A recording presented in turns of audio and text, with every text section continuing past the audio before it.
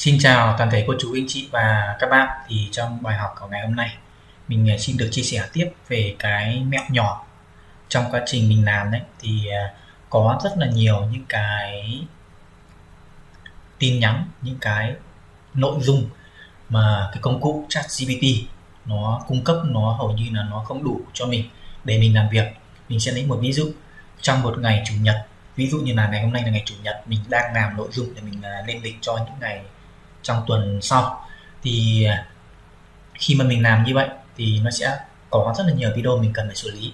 Tuy nhiên thì ChatGPT nó chỉ cho mình giới hạn là từ 3 đến 4 cái ảnh để làm thumbnail thôi. Và khi mà chúng mình làm như vậy thì mình làm với số lượng lớn như vậy thì cái ảnh nó sẽ bị hạn chế.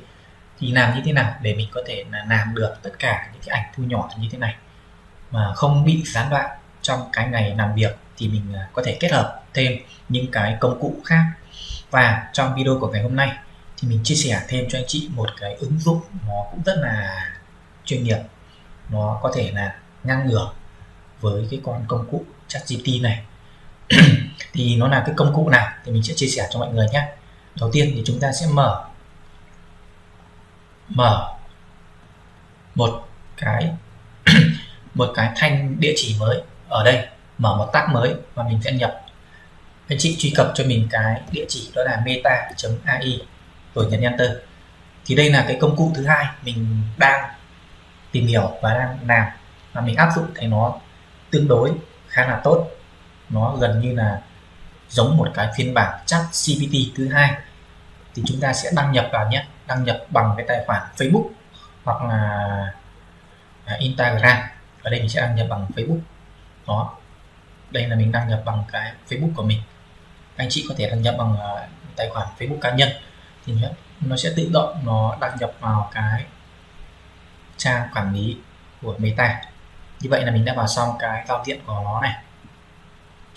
Thì ở đây mình sẽ tiến hành mình làm việc. Ấn vào cái phần trung tâm tài khoản. Cái này là nó vào cái phần cài đặt tài khoản Meta của mình thôi. Rồi mình ấn vào Meta quét này.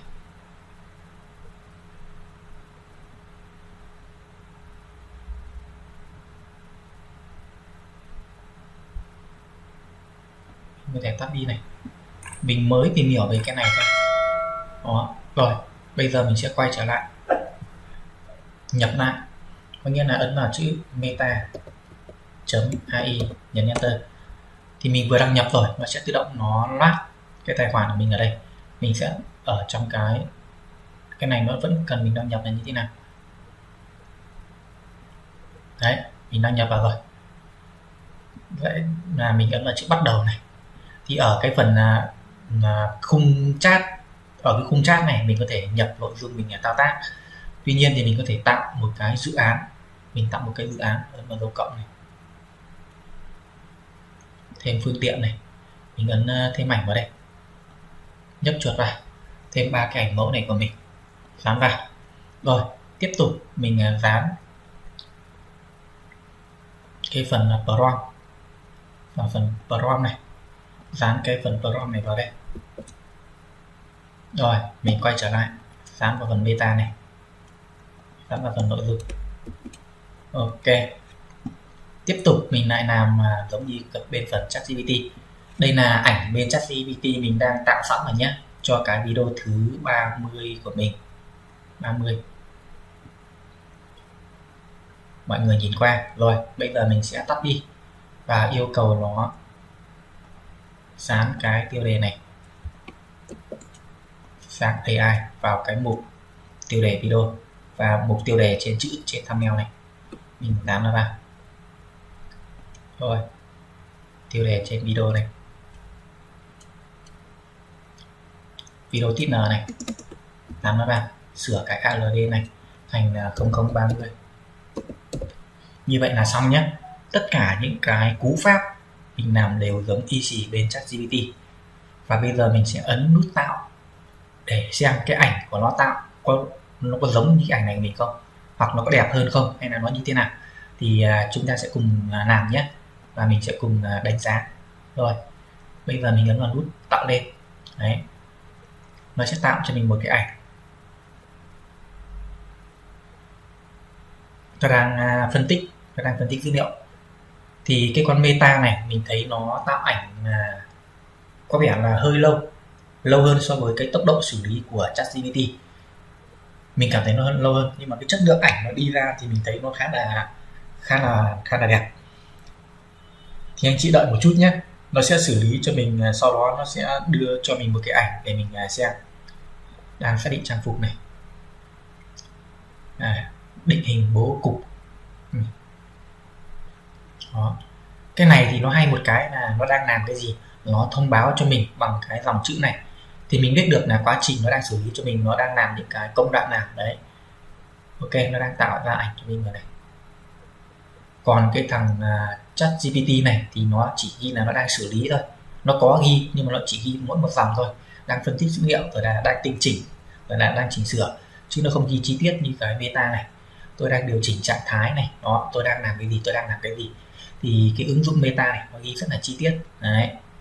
Thì mỗi một cái ứng dụng nó đều có một cái điểm hay và cái điểm riêng của nó.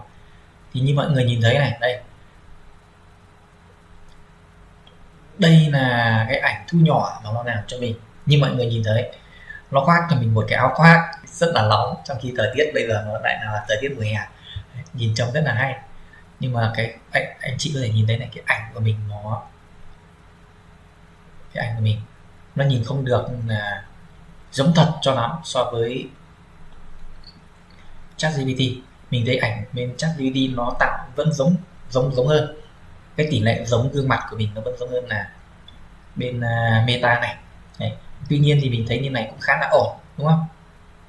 Đấy, như này khá là ổn rồi. Nó không giống được 100% nhưng mà giống được đến 99% rồi.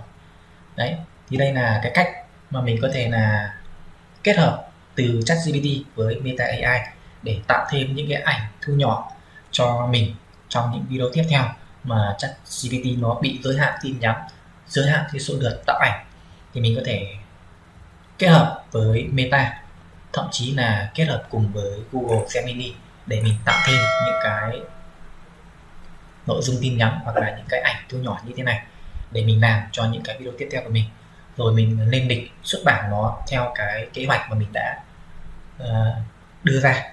Thì như vậy đấy là tất cả những cái vấn đề mà mình muốn chia sẻ cho mọi người trong video của ngày hôm nay. Thì cũng hy vọng qua cái video này có thể giúp cho một số anh chị có thể nắm bắt được những cái cách làm và biết cách kết hợp những cái công cụ AI này để tạo ra những cái nội dung, những cái hình ảnh hoặc là những cái chiến lược xây dựng kênh cho mình sao cho nó được một cách tiết kiệm nhất có thể, không phải mất quá nhiều cái vốn để đầu tư vào những cái công cụ trả phí, trong khi mình có rất là nhiều những cái công cụ miễn phí như thế này. Thì anh chị có thể linh động kết hợp từ ChatGPT sang Meta AI rồi Google Gemini, thậm chí là những cái công cụ khác.